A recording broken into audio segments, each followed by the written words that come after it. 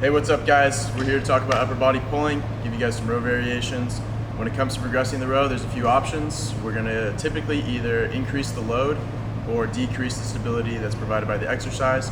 We'll give you a few examples of each and show how we typically program those in gym. Alright, so one of the first rows we like to start off with guys is the inverted row. Typically in the past, we've written about using a barbell inverted row. Now we more often use TRX straps. So as you can see, Dan will set up underneath. Just using the TRX straps adds a little bit more freedom for the athlete, giving us a cleaner shoulder rotation, allowing for a full pull, and as you can see, he can pronate to supinate with the hands if he wants to. This can be progressed by elevating the feet or moving himself more underneath, and this will make it more challenging. One next step we like to do in the row to add a little bit output and reduce the stability component is a half kneeling cable row. You see Dan will set up.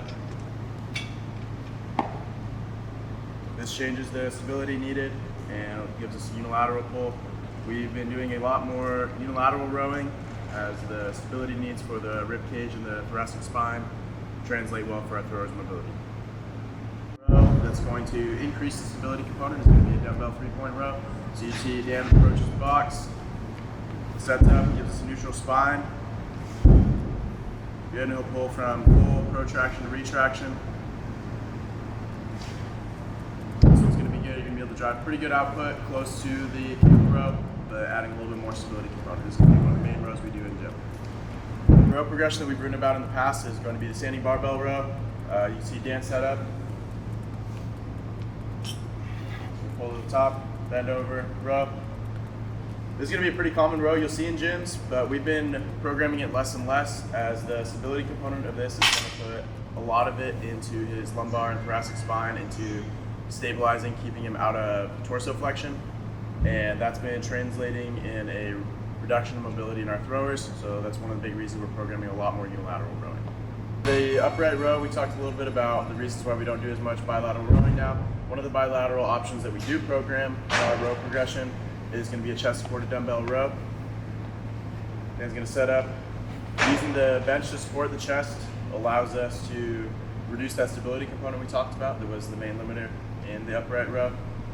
Another option for this is to make an alternating row, which drives a little bit more rotation, giving us good output while keeping more of a unilateral focus.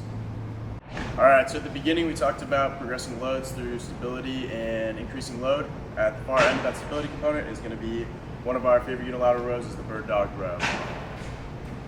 This is going to reduce output compared to something like a 3-point row where we have greater stability. You see Dan set up, it's still going to be getting full protraction and retraction, but with the added stability challenge in the torso, his output's going to be reduced a little bit.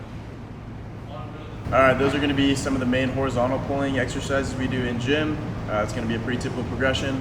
If you want some more breakdowns and exercise examples, you can check out our Foundations of Strength certification or the free 6-week strength program for baseball players we have put out. Stick around next time for some vertical pulling exercises.